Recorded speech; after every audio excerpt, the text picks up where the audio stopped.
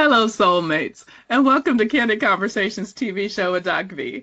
I'm your host, Dr. Virginia LeBlanc-Shazad, the Pivot Maestro and heart surgeon for your soul, freedom, peace, and joy. I am so happy to be here with today's guest. We here at Defining Paths International, we're all about you as our why, right? We bring in guests who can speak to your soul.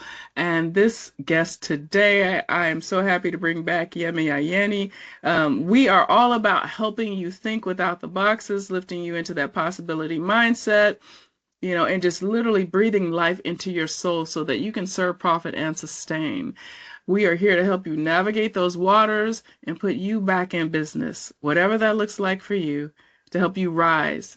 And we rise together through truth, transparency, and love. So on Candid Conversation is where we engage in real talk with our Define Your Path podcast guests about real experiences, the real experiences they already started to share, their personal journeys, and the intersection of life and business. So truth and real talk is the norm without exception.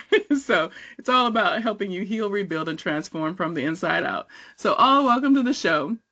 You never know what you might get here, but we guarantee it will always be love, light, and life for your soul. So again, we are bringing back Define Your Path podcast guest spotlight, Yemi Ayeni. Yemi, welcome back and welcome to Candid Conversations TV. Girl, I'm just still giddy from our podcast spotlight. Audience, if you've not seen that episode, you need to go back and see that episode because I know it will resonate with your soul. So many of you, if you've not walked through experiences similar, same to Yemi, you know someone who has. It's a powerful episode. So I want you to go back and watch it after we have this conversation and then come back and watch this one. So let me just refresh you on who she is. Yemi is a confidence coach. She's a survivor advocate and founder of Limitless Power Coaching. After leaving a 10-year abusive relationship and rebuilding her life from ground up, Yemi is passionate about helping women move from brokenness to healing and from powerlessness to power. So important. Drawing on her lived experiences, her professional background and leadership, and her trauma-informed approach, Yemi supports women to break cycles of guilt and shame, rebuild their self-confidence, and trust their intuition, and create lasting change in their personal and professional lives. So Yemi, let's pick up, follow our flow, and let's start with just the question of how you've risen from the ashes, sis. How have I risen from the ashes? One step at a time. There is really no big or grand story. It really is one step at a time, one intentional decision after another. You know that saying, Rome wasn't built in a day, and It's exactly that. It's one step at a time. You keep putting one foot in front of the other. Yeah, so many of us, though, we become so anxious, right? Particularly if That's right. Particularly as strong, folks, strong women, we might be type A's. We're used to leading, we're used to going, doing, being, you're taking care of homes, you're taking care of all kinds of things. Yeah. And so when life happens, it's like, we don't take that time for ourselves. It's not even the first thought in our heads. It's like, okay, so what do I do? What do I make happen? Or how do I, and it's so important to not be anxious for nothing. We're both women of faith, and we, and literally that scripture, not to be anxious for anything. And I think when I look back at the points in my life where I did the first scenario that I spoke about, and then now the space that I'm in, not being anxious for anything, I see and feel the power, sis, the difference. And literally, it's a literal experience of just the whole phoenix rising from the ashes. Yeah. You touched on something there in terms of how do we live that, and the be anxious for nothing versus the go. And what I wanted to say, particularly for people that have been in traumatic relationships, that that trauma exists in the body. When we are busy, we're busy. We don't take time for ourselves. the trauma exists in the body. Most of us probably know somebody that has been burnt out because they're overworking themselves and they're not taking space. And it is so easy to say, and I get it because I was there, yeah, but how can I, take a break? I'm so busy. I've got work. I've got kids. I've got my marriage. I'm on this committee, or I'm serving here at church, or whatever it is. But your body, all of that trauma, all of that stress, all of that anxiety, it lives in the body. And like I said, particularly for people that have had traumatic experiences, and it manifests in the body in terms of sickness, or it can manifest in the mind in terms of mental disorders or mental challenges. So it really is important that we take that time, and it's easier said than done. But I just wanted to touch on that because it's really important. Girl, you can touch on that all day because I am a living witness sitting up here. It totally manifested in my body. And that was from abusive work situation, right? And literally just when you get to that point of where you're tolerating and dealing with and living with so much stress, and for those of us who have an extremely high tolerance, and a lot of times, and we can talk about this, we're going to call this out because of faith, right? And, and this, and that's no ding on it. It's just a fact, a reality that we of faith need to start having conversations about and dealing with and understanding that that's not God's intention or his way. But okay, I digress. Let me come back. It's literally, sometimes we even hide from, and that's the go, the business. We don't want to sit with ourselves and answer the question of how did I get here? How did this happen to me? Why did I let it happen to me? Is there something wrong? All of these things. But I love what you said, and I know I've thrown a lot out there, so just pick up whatever string. I love the fact that you brought to light that it manifests in the body, because those who have not had it manifest yet by the grace of God, and I do say yet, if you stay on that path, that track, it will catch up with you. Yeah, it does. It does. I can remember a period of time in my life, and I had the trauma from my relationship, the trauma from earlier years, and I was tired. I had a 4-hour commute. I had 2 young children. I had all of the drama that was going on in my relationship. And every day for a couple of days, like it would be like 6 o'clock, almost as soon as I walked through the door, I was ready to go to sleep. And it happened for a number of days in a row. And I was just like, what is happening here? And I remember TD Jakes once saying that, your body rested, but your mind did not. You got sleep, but you didn't get rest, right? And I was contemplating, and the Holy Spirit, I just heard it inside of me, trauma. That was all. I just heard trauma, So when you have experienced trauma and you don't allow yourself to process that trauma, the body stores the trauma. And for me shutting down was my body's way of trying to process this trauma, saying to this woman, will you just give me some rest so that I can process all of this?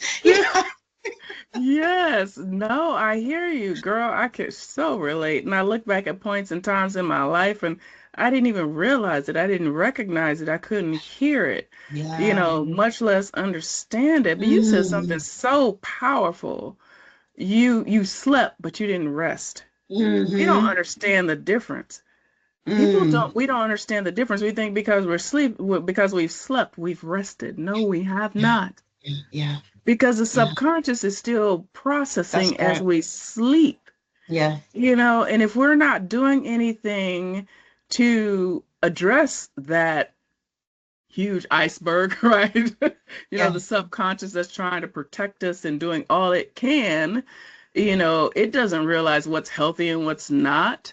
That's the marriage between it and the conscious, the mindfulness, right? And so I love the fact that you said that. And audience, who you guys put that in comments so you don't forget and other people can see it. When we sleep, we're not resting. It's not a rest. There's a differentiation that we need to understand and conversations that we need to have around that, right? And then everybody's rest is different. It's really different. And it's different types of rest. you know. That's Mm-hmm. right. That's right. And I was just going to say that, you know, this society that we live in, it's very go, go, go. It's very do, do, do. And if we Mm-hmm. think about the way that God ordered things in terms of the Mm. rest on the Sabbath, Girl, we speak. don't Yes. really tend to take that on board. We don't really, I think it was Mark Homer, I forget the name of the book, but he was just Mm-hmm. basically talking about rest. And he was talking about, he used to be on that flex as well, you know, go, go, Mm-hmm. go. But, you know, the Lord spoke to him and he's changed his life. But we're so used to doing that Mm-hmm. we're not used to being. We're not used to just, you know, Girl. and I'm guilty of that as well. I feel like I need to be doing something. I feel like, Mm-hmm. but I'm not allowed to just rest or just Yes. be. But, you know, like somebody once says, are we wiser than God to think that we can just work, work, work 7 days a week without resting and not experience the repercussions of it? You know, God rested and it was a deliberate Sabbath day rest, Right. and rest for us, depending on our work life timetable, it might look a little bit Mm-hmm. different than having a whole day of, you know, but it's Yes. still necessary, you know, Yes. and God is not a liar. If we No. break those spiritual or that physical norm of needing a rest, it's going to come back to us, you know. Yes, girl. Oh my goodness. You better speak. Yes. Yes. Teach, Yemi, teach. It's so important, because we particularly, in when you go to church or you're in these in religious environments, it's like Mm, it's these messages, the messaging, right, that we get, right? And we yeah. get it while we're there, and then people go out and do a whole different thing, right? They've Mm, not become the church. They've not become the message, they're not allowing the word to flow and operate through them, or letting the spirit lead and all that. mm, And when we don't connect to that divinity in us and through us, right? mm. It's no wonder why, we have the breakdowns. That Yeah, mind body yeah, soul yeah. connection is so real, and I know a lot of times it's for folks who might be having trouble entering into like spiritual conversation or divinity Mm, or understanding all that, or the soul, what is that? That's our direct connection to God, our yeah. divinity, how, the spirit even enters in. And when we don't take time to heal that, to rest it, to Mm, be present, listen to it, and just be, it's no wonder we have just the trauma, right? That comes from the drama in our personal lives, in our professional lives, and what have you, because there's all this misalignment happening and going on. mm. Because Yeah, we're trying to yeah, use our mental capacity and faculties, and yeah. our conscious mind isn't even the largest part of that whole kind of thing, between the conscious and the subconscious. So yeah, I just threw a lot out there, girl. I don't know. Pick it up. Yeah, yeah. I mean, like I said, just in particular for those that have Mhm, experienced trauma, it's mhm, so important to, because you know what happens is that our nervous system is shot basically with all of the anxiety, with all of the stress, with all of the, yes. oh my goodness. Mhm, And you know, part of the work that I do is around healing, is around yes. resetting the nervous system to Mm, bring it back to a place where actually we feel safe, where we can get back on an even yeah. keel, because our all of our experiences, you know, nervous system is Yeah. like, it's crazy, I don't know what's Yeah. happening, there's all of this drama, and we just need to be able to reset, you know. So that's part of the Yeah. tools that I provide for women Yeah. that have maybe experienced those challenges or traumas. I love that, and I'm glad you brought that up because I had a thought in my mind, and I don't know if I Mm, drop that dot or not, but but you just connected it. So, going to just the whole thought about understanding just that we are a part of creation. Everything that God created this yeah, earth with is yeah, in yeah, us. It yeah, flows through us. We are made up that's of right. it. Yeah. And his power, we can access his power. That is so far-fetched for some folks who are out of Mm, touch with their spirituality. But even I would dare say people who are in touch yeah. are not in touch.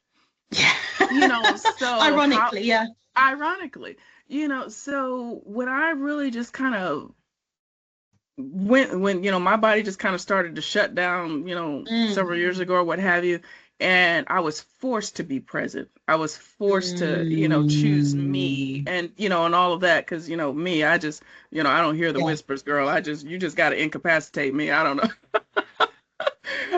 But literally just started learning more about the nervous system and understanding the connection of Yeah. the mind, the body, so on an even deeper level, and how even that is attached to energy, Yeah.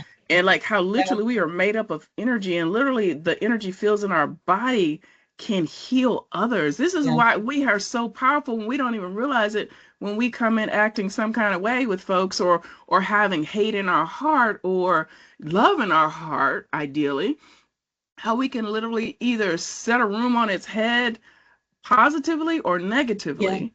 That's right. We don't understand that power literally Mm. does flow in and through us. And so when the nervous system just goes awry, Yeah. not understanding that you have to address that, Yeah. you have to deal with it. And it's Yeah. okay to deal with it, I think, is even more important. It's I okay. think that's one of the challenges, is that sometimes we don't know how. Maybe we know that something is off, something is not right, but we don't know how to address it. And we also feel like we're not allowed to, because maybe we're mum, because maybe we're carer, maybe because we're the employee that everybody relies on. Therefore, we're too busy, or we're not allowed to take that time out for ourselves. And I can remember, I don't know if it was Joyce Meyer or in the Word for Today, and the words Hmm. were, come apart before you come apart, as in come Girl, apart and take some yes, time out before you literally start falling to pieces. girl. Because if you keep going Yeah. at that rate, you keep going at that pace, that would happen. And I know that there were many times in my relationship I became ill, significantly ill, because of the Yes. stress and the Mhm. pressure that I was under. It was in Yeah. my body, it was in my Yeah. mind. Yes. And that's, for the men who love us, and are in touch with their divine Yeah, feminine and masculine, yeah, who are watching this right now. It doesn't just happen in women, right? It happens in human beings, that's because, right. it happens in us all, and we don't Yeah, the understand laws are how that, universal. yes, and we don't understand how that affects, one person to the other, Yeah, right? When yeah, we have all of this bubbling up under surface in us, yeah, it can't help but to pour out, spill onto other people, and then the ripple effect for yeah. the negative. Yeah, go ahead. That's right. I And feel as you you were want to speak to saying that. that, Yeah. something just came to me in terms of unforgiveness, right? Hmm. Things like unforgiveness, bitterness, all of those things. And it's proven scientifically, these things can lead to, and I'm not saying that if you don't forgive, you're Yeah. not going to get cancer or anything like that. I'm just Yeah. saying that you are more prone to, because of that, what's going on in your body, the stress or Yes. whatever it is, more prone to having illnesses, things like Hmm. cancer, Right. when you're holding on to, bitterness, unforgiveness, and things like that. And again, this is Yes. part of what I guide or lead women through, because Hmm. it's so important. And sometimes we think that forgiveness is about the other person. Forgiveness means It's that I not. accept what they've done, or it makes it Mm-mm. okay. How No. can that person have done that to me and I forgive Yeah. them? But it's not for their sake, No. it's for ours. It was Was it so Nelson good. Mandela that said something like, if unforgiveness is like, having a cup of poison, and Mhm. you're giving it to the other person, but actually it's you Yes. that thing is really, really affecting. So when Yes. you've So good. experienced trauma, actually forgiveness and healing, and not even just trauma, just life, whatever, someone's done wrong to you, Yeah. it's so important that, particularly in traumatic experiences, it's so important to be able to release, to forgive, Yes. to let those things go. And in terms of my Yes. own experience, I was very intentional in terms of not allowing myself to become bitter. I was hurt, I was angry, I was frustrated, I was upset. There were lots of different things, but it was one thing that I was very intentional about. Even to this day, there may be things that may upset me or frustrate me, but I Mm-hmm. am very intentional about not allowing myself to become bitter or angry over those things, because I know the Mm-hmm. effects that they can have. And, Right. it doesn't benefit us to hold on to those things, no matter Mm-hmm. how hurt we are. And again, I'm not saying that it makes it okay, but actually releasing that resentment is for our benefit. Yeah, no, so good. Absolute girl, brilliant. Look, so good. Because I know I've had so many conversations Mm, when, I invite women, whether it's within holding space, but more mm, likely, when they're outside of, my ecosystem, and it's just like a personal relationship or what yeah, have you. And, when I invite them to forgive, right? But that immediate thing, our mind immediately goes to, and that's the flesh part, it immediately goes to that other person and the wrong they've done. that's Right. right. And that hurt, that soul hurt that it's tied to. And Yeah. we don't understand that, it's still a fear inside of us and an anger and frustration, all those things you said. But if we just let it go, if we release it, like we allow ourselves to feel it, examine it, accept it, but release it, Yeah. just the healing that comes from that and the Yeah. the the power to pivot from that, Yeah. right? Yeah. It's so, yeah. It is extremely powerful. It is extremely Mhm. powerful. But I think that it's one of the biggest things that we struggle with. And I Yeah. speak to women, I speak to people, and it comes up time and time again. Even if it's somebody that maybe hasn't been in a traumatic relationship, but it comes up, that element of forgiveness, that theme of forgiveness, it comes up time and Mhm. time again. And the more women that I speak to, I realize to myself, okay, wow, this is really something, and this is really an important area to tackle, because for those of Yeah. us that are believers as well, this is where the devil likes to start playing games. Girl, This is where the for devil real. likes to start creating issue upon issue. you know Right. if the fire Girl. was at level 1, he wants to bring it up to level 3, to level 5, to level 7. But we just need to release it and be like, no, let's douse out this fire. I'm not giving you a chance here. And it's not easy. And sometimes it's something that we need to come back to time and time again. It's not even like, okay, I forgive you and I might make the declaration or whatever it is, and then that's Mhm. it. No, we sometimes, especially if it's a big hurt, especially if it's a big pain, Yes. especially if it is something like abuse, Yes. where there's been a pattern of it and it's been going on for a long time, Yes. it will take a period of time for us to be able to get to that place where we can really say, you know what, I've forgiven and I've let go. And we don't need to be harsh with Mhm. ourselves, because Yeah. it hasn't happened instantly, Yeah. and we don't even need to be harsh with ourselves because we're struggling to get to that place. That's okay. We can go to Yes. God and he will meet us where we are. We just Yeah. need to have that willingness, even if we're saying, you know what, I don't like this person, this is what's happened, I don't want to forgive them, but I'm just doing my best, Lord, to be obedient to you. Please help me. That's okay. He Yeah. will meet us where we are. Girl. Oh, yes. So good. So good, girl.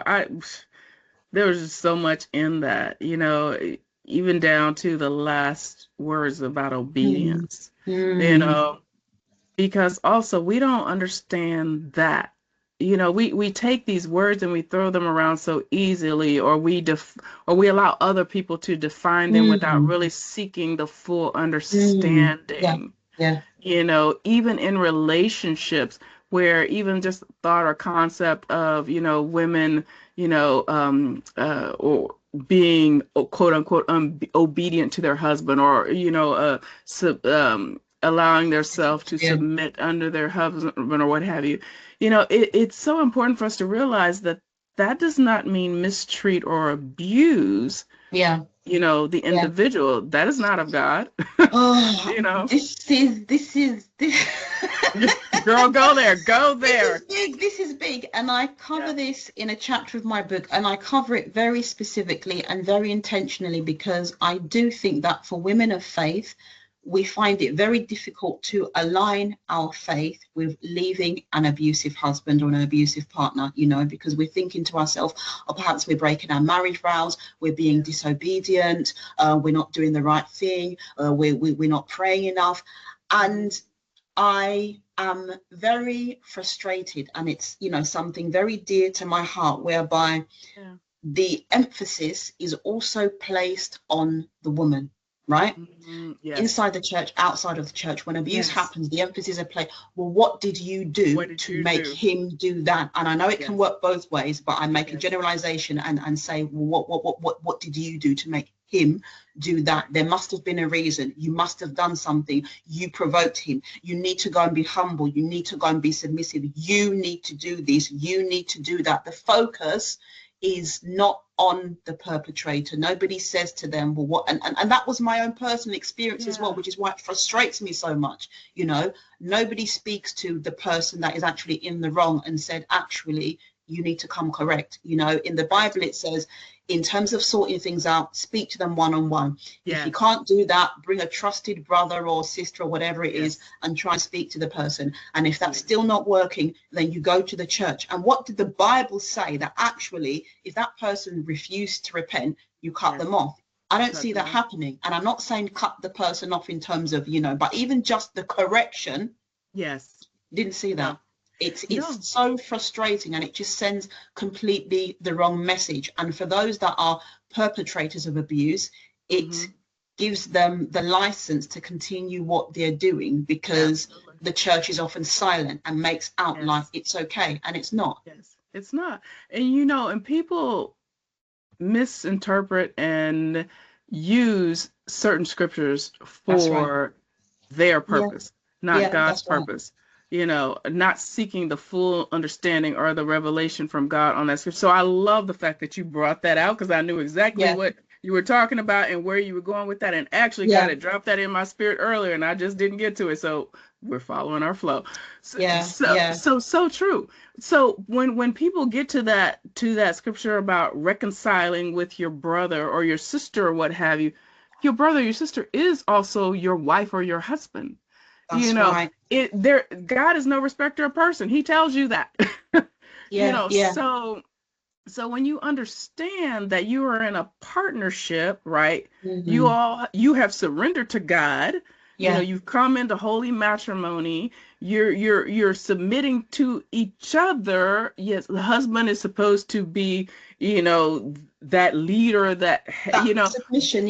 Is both ways, and this is what people forget as well. Is both ways, but we only hear it one way. It's a partnership. It's a partnership. We're in partnership with God, right? He's the Father, right? He, you know, but does he abuse us? No, he does not abuse us. You know, we are in partnership. We are co-creators with God, right? So, you know, that's what I love. I bless him for sending me my husband, you know, because we are co-creators together and with God, you know, and there's that respect and that love that we all should have and give and experience, right? You know, so I love the fact that you brought that out. Thank you, sis, because we needed to speak to that, girl, because my soul was feeling that. It's big, and I don't want to talk too much about it now, but honestly, if anyone is experiencing that, I highly recommend the book. There's a chapter in there, chapter 9, all about, you know, for women in the church that are in abusive relationships, because it's very difficult, you know, and we just it's confusing as well, and we don't always know what to do, and we are not always receiving the right message. We are not really getting the support or the encouragement that we need. And like I said, I feel like the perpetrators are often being empowered, not everywhere, you know, just want to caveat that. But what you said as well is so important in terms of boundaries, you know, forgiveness and making peace with your brother doesn't mean that you have to still sleep in the same room as somebody that's abusing you, right? Doesn't mean that you have to allow somebody who has broken your trust or who is not trustworthy to enter into your home. You don't have to do that. Forgiveness does not mean that you are putting yourself or your children, those that you care about, in an unsafe situation. And this is where sometimes people misunderstand, get it twisted, whatever it is, in terms of thinking, well, forgiveness must mean that I have to stay in close proximity to that person. You do not. If eventually the bridges of your relationship are rebuilt, whereby you feel it's safe to do that, then, you know, by all means. But I was speaking with somebody recently, and I said, no, forgiveness doesn't have to mean that you draw this person close if that person has demonstrated to you that they're untrustworthy. And this is something that we misunderstand. This is also something that causes confusion inside and outside of the church.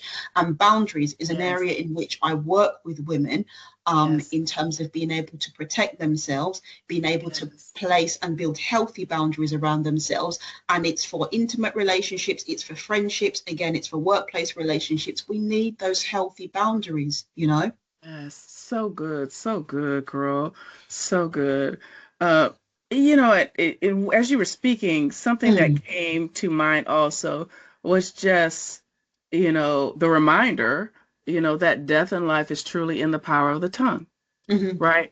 And for people who are in leadership roles, mm, right, particularly in the church, you have clear yeah, instructions not to be a stumbling block, right, for mm, someone else.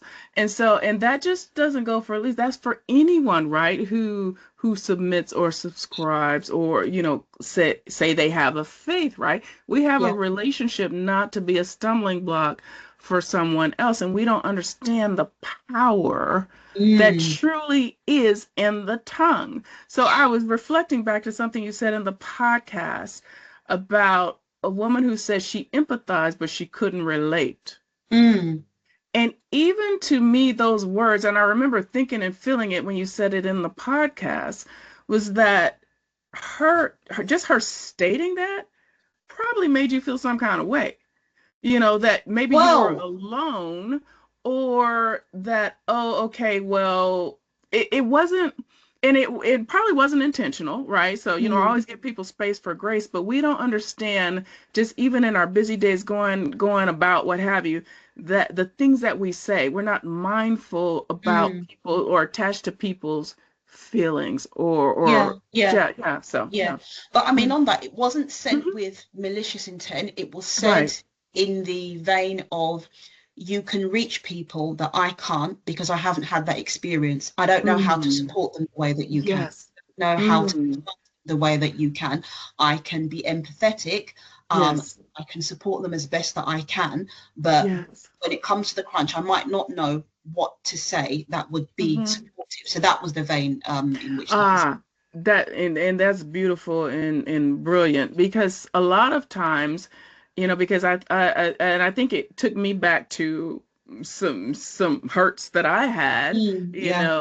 of just relationships, right, or friendships with trusted people Mm, who you shared a certain something with, but yeah. because they either hadn't walked through it, they hadn't experienced it in any Yeah. way, or because of their programming or training, that's the way that was, the vein of their response. Yeah. And you kind of being in the ashes, Yeah. what Yeah. have Yeah. you, you're looking for just that strength or a sign of life or that connection, to help breathe life into you. Yeah.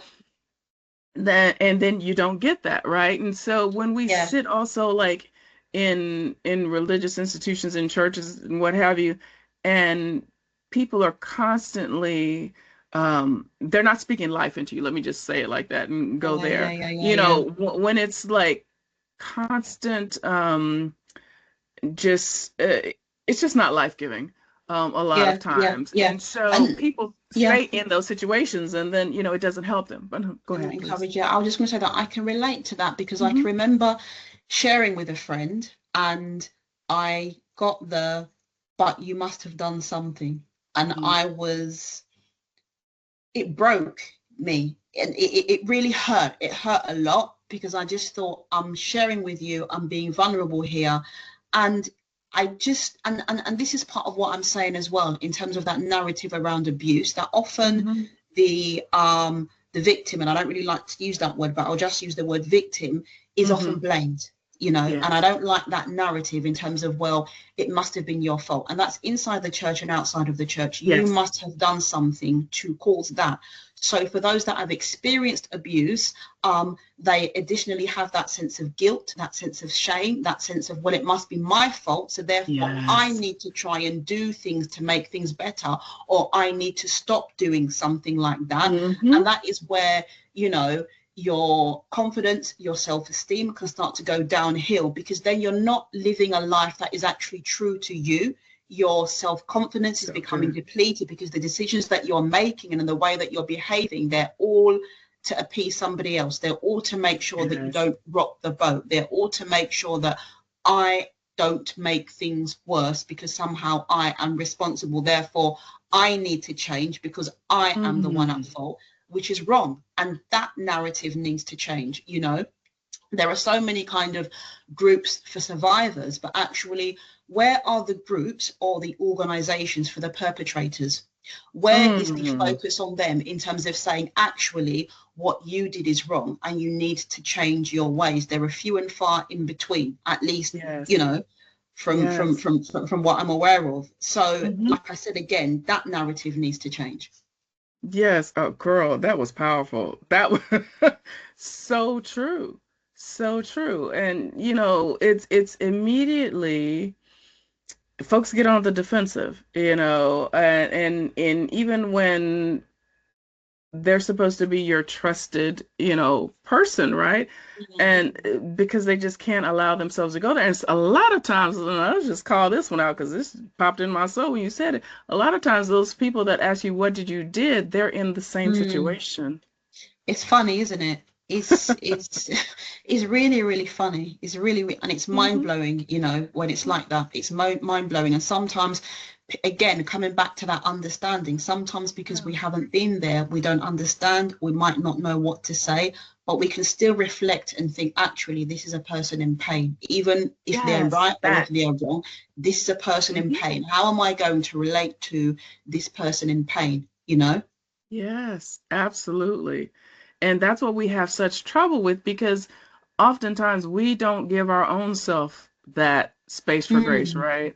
And so how can we extend it to someone else?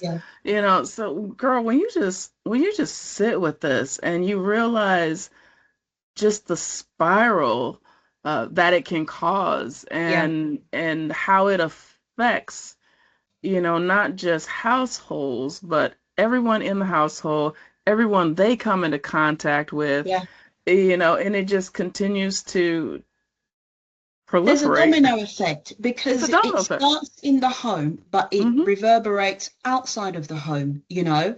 And I was reading something, I think it was just today, in terms of the CPS saying that I think it was a third of the cases that come in, they're related to domestic abuse.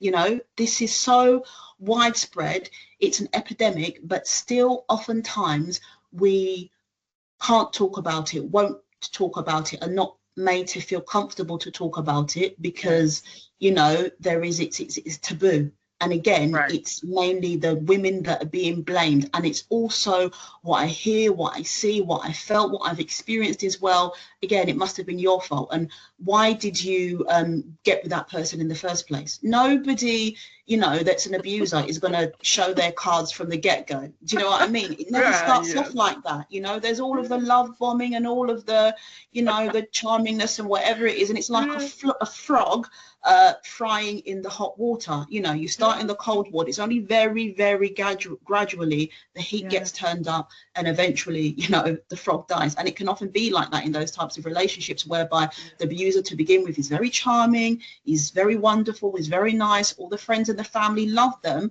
but slowly the cracks start showing, the red flags start showing up, and you become confused and you're thinking, what's going on? And maybe you speak to your family or friends, but that person in their eyes is Mr. Wonderful, so you're not believed. So there's now gaslighting taking place. Oh, yo, it's you, it's in your head, it's this, it's that. So, you know, again, that narrative changing is really important, that actually those that have experienced abuse in their relationships are believed. Yes. And in a lot of these cases also, for instance, let's just use an example that just popped into my head. A mother defending a son, right? Often a mother who has experienced that herself. The son has learned it from the father. The mother knows, but she's going to defend the son to the death, right? Because that's her flesh and blood. But she doesn't understand that literally it's like a Stockholm syndrome. You know, it's literally the damage that's being caused to everyone involved, you know, and then that mother, after she defends the individual to you, is going to then go talk to the son lovingly. Well, son, you know, you shouldn't do XYZ, or did you do XYZ? But that she'll never come back and love on the individual who came Yeah. to her with the concern. Yeah. And the word that popped into my mind otherwise is generational iniquities. Yeah. You Oh, have the yes. family at the root. It can pass from the father to the son. The son has his own relationships. He copycats what he sees. The daughter then also begins dating narcissistic and abusive men because that's what Hmm. she used to seeing See, from her yes, father, and attracts those kinds of men into her life. And yes, whereas initially I felt like I need to remain for the sake of my children, actually afterwards it became I need to leave for the sake of my children because I don't want this to be their future. I don't want my son yes. to see So this good. and replicate that behavior. I don't want my daughter to begin dating somebody like this because that has become the norm for her. So that Mm, was important to me to be able to stop that cycle so that that was not passed down to my children. so good. And yes, absolutely. Everything, just that progression, it's it's generational, That's right. and we don't, a lot of times we don't think in those terms. We just think, oh, it's just Just my me, experience, my just family, me. my unit. Right. Yeah. And it's not. There are literally generational behaviors and curses, Yeah. if you will. That's the term we hear all the Yeah. time in church, that need to be broken, Yeah. right? But we have to find our willpower, as you did, to Yeah. find your strength and do just that. Cut it off. And that, That's right. yeah. And so that's the difficulty. I think a lot of people who may have experienced this or are experiencing it found, but Yeah. find even just that power. If you can't find it for yourself, for your Mm. children. This is another challenging thing for women that are in abusive relationships. It's the myth of the impact that it's going to have on the children. It's better if I stay than if I Nope. go. I don't want No. my children to come from a broken Yes. home. And again, that's a term that I very much do not like to use. My children might be from a different type of family, but my home is not broken. I am not broken. Well, My children are not broken. That's another yes. narrative that, I want to see Yes. that change. But anyway, that's another challenge for us, particularly females, in terms of the impact that it's going to have on our children. Mhm. If we leave, well, Yes. how is that going to affect them? And we don't always realize that actually staying in an abusive home is already affecting them. We think that Yes. they don't see it, we think that they don't hear it, but children, even in the womb, they can pick these things up. And these are things that I have learned along the way, and I have learned retrospectively. And I Yes. would always encourage any woman that is going through this to consider the impact further on down the line, because we can make a decision for today, not thinking Yes. about tomorrow. And we can make a Yes. decision based on, the gaslit lies that we're being told or the myths that we are being fed. But again, Yes. this is a chapter that I cover in my book because it's so important. It's so important that we don't stay in an abusive relationship thinking that we're doing the best thing for our children, because actually it's affecting them in negative ways and can go on to affect them into their adulthood Yes. if we don't do something to cut that out and to stop that and to make changes. What they need is a stable environment. What they Mm-hmm. need is a peaceful environment. What they need is a loving environment, whether that is with one parent or two. Girl, look, mic drop again because, girl, I felt that all in my soul, and again, I'm a living witness to that. Yeah. Loved my father to death. Mm, Amazing human being, would give you the shirt off his back, but there were generational things mm, and hurts yeah. that no one ever helped him deal with or get over. And I remember thinking, before, and I even shared this with my little mom, wondering, why are you still staying with him? why are Mm, you why are you going through this? Why are you putting us through this? And yeah. mothers don't understand. Their children are having these conversations. They're seeing all that stuff is imprinted Yeah. 1 to 7, Yeah. Yeah. right? Yeah. Yeah. And the children are having these thoughts and these questions and conversations, and mothers don't understand that that is happening. And as you Mm, said, it's hurting the children more so, right? Because either they're going to grow up and be and do that, or yeah. allow that, or they're going to be so closed off, closed down, shut, down, that it's going to take decades, like in my case, to Yeah. uncover and rediscover and Yeah. heal those things, Yeah. right? And connect all those dots, and let's just talk about it also. And the girl, I can't Mm. believe time has flown so fast with you. But even these hurts, these pains in the Yeah. home, again, they extend outside of the home, and these things can lead into unhealthy, misaligned That's right. workplace spaces. That's right. Like in Yeah. my case, just these, you become this extremely loyal person, right? Because, this is, that's who, you internalize, or you imprint as, Mm. that I'm gonna ride or die with this regardless if it takes me off of a cliff, Yeah. Yeah. Yeah. Yeah. you know? Yeah. Yeah. And, you know, it's always down to the individual in terms of their choice. I am never going to say to somebody, you should leave or you should stay. I can remember having a friend who was in exactly the same scenario that I was, and I desperately wanted to say to her, get out of there. But I Mm. didn't. I spoke with her, I counseled her, I encouraged her, because it's not my decision to make. It's not somebody else's decision to make. It's the individual decisions to make. But what I do in my work with women is I equip them and I Mm. empower them, and I give them the tools and the Yes. knowledge and the education to be able to make those decisions, to Yes. be able to understand the dynamics of their relationship, what is healthy, what's not healthy, and to choose what do they want for themselves, what do they want for their children if they have them. Like I said, it's not Yes. our place to decide for them. We might be able to Yes. see, the black and white a lot easier, but when Yes. you're in the midst of that, you still have your emotions involved as Mm-hmm. well. We forget that, well, this is somebody that we loved, which is why we married them or we got with them in the first place. So you still Right. have all of those things mixed up in this Yes. mess. So it's not as easy as, Yes. well, why didn't you leave? And for women Right. as well, economic reasons, Mm-hmm. I've known people that have remained because of financial reasons or economic reasons or whatever it is. So it's not Yes. really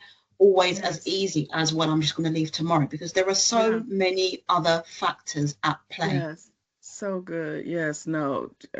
Absolutely. But I heard two things I heard in this, and, I'd love to just try to get to them in our last, 10 minutes or so. I don't, girl, I lost track of time. Um, Choice. We Mm, have a choice, right? that's right. So just realizing, understanding that, but the wisdom to know, when to choose to move, and Yeah, how to protect, and all of that, right? yeah, But then also I heard something, you stated, we can't force, like if we're outside looking in, right? yeah, We can't force someone to make that's that right. choice Yeah. or to move, when we feel they should move, right? Mm, And so understanding that also you can do more damage yes. if you're, if you're being super forceful with your friend, or again, that death and life and the power of the tongue, you can Yeah, make her feel even worse depending on what you say or how you do it, or yeah, even just your body language, how yeah, you enter into that conversation with her. yeah. Because then what you're in danger of doing is isolating that friend, Yes. because you then become somebody that is no longer encouraging and is berating them. They don't want your support. So then they turn away from you, and then maybe they're left without support, and then things get Mm. worse and they don't have you Yes. to lean on, to rely on, because you've kind Yes. of cut that bridge off, you know? Yeah. So, yeah. Yeah. It's a powerful thing when we understand just how it all fits together, and the importance of healthy relationships, literally from birth, parents with children, children, with extended family, with friends, Mm, and just the spaces that we travel in. mhm. I wonder if it just creating my utopian world, where, we lived in a world where we were mindful, right? Mm, Like literally every second of the day, every minute, if we were conscious of our choices, if we listen to that intuition that always Yeah. tries to come conscious instead of ignoring Mm. it and choosing, this instead of following that guidance, Definitely. which Yeah. is like, Definitely. God, the Holy Spirit trying to speak to us, trying to lead and guide Yeah. us. He promised us to come back to just that faithful conversation. He promised to lead and guide us, to send the Comforter, to send the Holy Yeah. Spirit, to lead and guide us into all truth and understanding. Yeah. Yeah. We Yeah. forget that because of the programming, the busyness of the world, the hurts, all of that. What if Yeah. we could just live that, Yeah. live that Yeah. Yeah. life? And again, that's something that I cover with women during my programs, is learning to trust yourself again.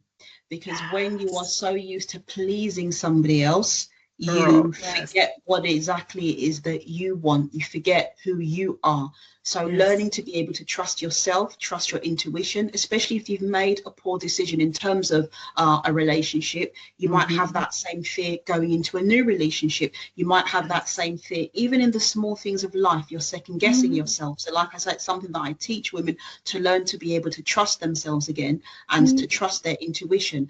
And even if you are in an abusive relationship and you're not leaving and coming back to the, I'm not telling people to stay and I'm not telling people to go. For me, I was there, but even in the midst of being there, there were Mm-hmm. things that I could do to empower myself. And again, this is Yes. the part of the work that I do. It's empowering women, even if you choose to stay, because I was there for a long So time good.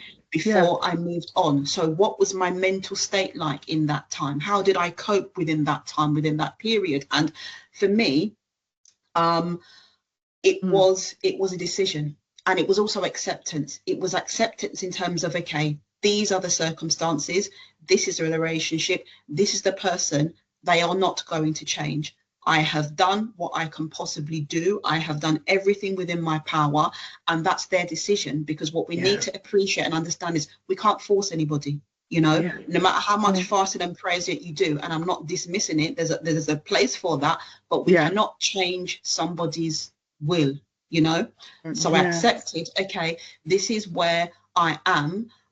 So what do I have power over? What can I do? What can I change? And I Yeah. had power in terms of the decisions that I was making. I had power in terms of the choices that I made. So instead of maybe hoping that this person Mm-hmm. was going to change, I made decisions based on, this is where I am. So Mm-hmm. these are the decisions that I'm going to make based on what's within my Yes. power and what's within my remit. I'm not going to rely Yes. on this person to do X, Y, Z, because they've demonstrated that they Mm. are unreliable. Mm-hmm. Therefore, I will make decisions that I don't necessarily need to include them in. I don't have to include them in my plans if I know that they're not interested in my plans and they're not Right. interested in me. I don't need to do that. So Yes. I made that mental switch in terms of making intentional decisions that meant that I was beginning to live my life in alignment with what I wanted to do, where I wanted to be, notwithstanding my circumstances. Yes. Girl, look, all I kept hearing in my head also was just literally, you are the embodiment of the serenity prayer. You know, literally understanding that and that we all can be that, right? To keep our peace, to restore our joy. Mm, God grant me the serenity control to change the that's things I right. can, That's right. Yeah. like the wisdom to know the difference, Yeah. Yeah. accept the things that you cannot change, Yeah. the wisdom to know Yeah. the That's difference. right. That's right. Yeah. It's And I so mean, yeah, important. was Yeah. it Viktor Frankl that said, in the midst of being imprisoned, physically they can do whatever they're going to do to you. You can't change that, Yes. but they cannot take away your attitude, your Right. mental, your attitude, your desire to So choose. good. There are things that we have control over. We may not always be able to dictate our physical circumstances, but in terms of our mental decisions that we make, our mind, our will, we can, you know. So like I said, even in the midst of difficult circumstances and challenges, and I by no means dismiss them, but there are things that we can do to quietly empower ourselves, or boldly perhaps, you know. Yeah, so good, girl. And just to make myself complete, because this keeps coming up and you just spoke to it, understand that you cannot change someone else. That's right. You cannot change people, right? We wrestle against spirits, right? Yeah. Spirits in high place, principalities in high places, not against flesh and blood, right? So understanding that, Yeah. you can't be someone's savior. That's not your That's role. right. That's not who you were meant to be. Oh gosh, that's right. And again, I cover that in the book, because this is sometimes where, especially for us women, because naturally we are carers, we are nurturers, you know, we build up, but this is sometimes where we fall in terms of that desire, in terms of, well, I can fix them if I pray hard enough, if I do this differently, if I do everything that they've said. You can still do everything that they're telling you to do, and they still go off on one, you know. So Yeah. So good, sis. So good. I want to make sure you are complete, sis, because it's just been such a joy to have you and to have this candid conversation. So I thank you for just leaning in with me to true transparency, walking through that fire, right? And so I want to give you the opportunity for any closing words or thoughts, just, so you feel complete in this conversation as well. I think that I would say to women, you have the power, you know. That's what my work is about at Limitless Power. You have the power. You know, if we're in an abusive relationship, we are often made to feel powerless. And I understand that. I've been there. I've walked in those shoes. But you can take back your power. You are not broken. You do not need fixing. Healing is available to you. You are able to move forward one courageous decision at a time. Girl, beautiful, beautiful, absolutely brilliant. You are not broken. I need somebody to jot that in comments. You are not broken. That's right. Remember, that's where your power starts. Understand you are not broken. So good, girl. Look, we can just keep talking and talking and talking, and we absolutely will. In the future audience, I want you guys, send the love. Send the love to Yemi. Let her know she's not alone. Let her know your appreciations. Just whatever your feelings, if you had ahas, perspective shifts, which I know y'all did, or you over here like me being the Hallelujah choir and chorus, and make sure you reach out to Yemi Ayeni. She is building out her ecosystem, her community to empower, to help women heal, to empower them. I cannot wait again, Yemi, to just see where you are a year from now. Truly called. Yes, please. I was just going to say the book Emerging Stronger will be out in the next month or two. So, you know, many of the topics that we've touched on here, they will be available in the book. And that is, you know, for any woman that's experienced domestic abuse, it's a guide. It's the words that I wish had been spoken to me those many years ago. It's to equip you, and it is to empower you so that you can start taking steps forward and live that life that you were destined to. So yeah, check that out. Available in the next month or two. Absolutely. Sis, you are called for such a time as this. God bless you. I appreciate it. Back in UI. So, folks, don't forget to like and share. You need to share, because women, look, you need to share. You will be remiss if you do not share this episode, because you have a sister, a cousin, a friend, a colleague, whatever, who needs to hear this conversation. Because the truth, and that is my call to action, the truth will set you free. That's right. Know it, believe it, live it, embody it. So share this episode, like it, subscribe to our channel here at YouTube, Defining Paths Online. Set those notification bells so you don't miss conversations like this. This was real talk, Yemi. Thank you, sis. I appreciate you. Thank you. Thank you for having me. I appreciate you and the team. Absolutely. Thank you, sis. Faithful, I leave you again with this. The truth will set you free. Don't forget this. The call to action, think without the boxes. Unplug from that matrix, right? Leave the social cultural programming. Unplug. It's holding you back. It's snuffing out your soul. It's hurting you. And it's hurting people in your sphere around you. You don't even realize it. As I've shared so many times before, conditioning, worldly demands, those hurts, it had me all in a mindless spiral. I was unable to remove those masks. I had a closet full of masks, Yemi, that I wore as false protections, living in states of denial, unable to heal, my nervous system shot, right? Energy low because I was hiding from my truth. I broke free by having a candid conversation with my soul, sis.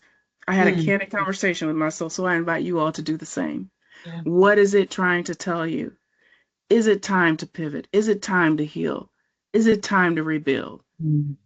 Is it time to figure out your soul's purpose if you're being called higher? Faith was my foundation, is my foundation. Yeah. And I started allowing conscious intuition to be my guide. That's how I was able to become the captain of the fate and the master of my soul.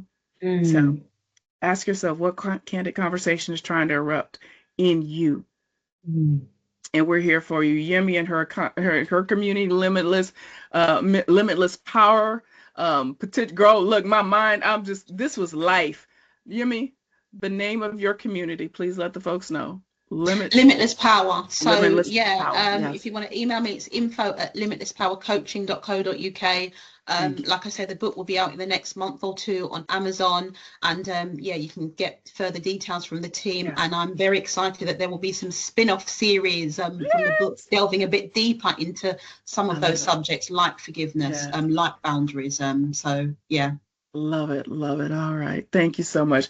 Folks, we're here to help you power your soul pivot and build your success on a firm foundation. So reach out to us at Defining Paths International. Reach out to Yemi. And once again, I'm DocV, the Pivot Maestro for your mind, body, soul, and business. Don't forget to like, share this episode. I'm telling you, that's in my soul. That's in my spirit. Share this episode. People need to hear it. They need to be set free. Always be true to you and define your path. So we'll see you on our next episode. Yemi, powerful, sis. Powerful. Much love. Bless you, sis. Thank you so much for having me. I appreciate you. Thank you.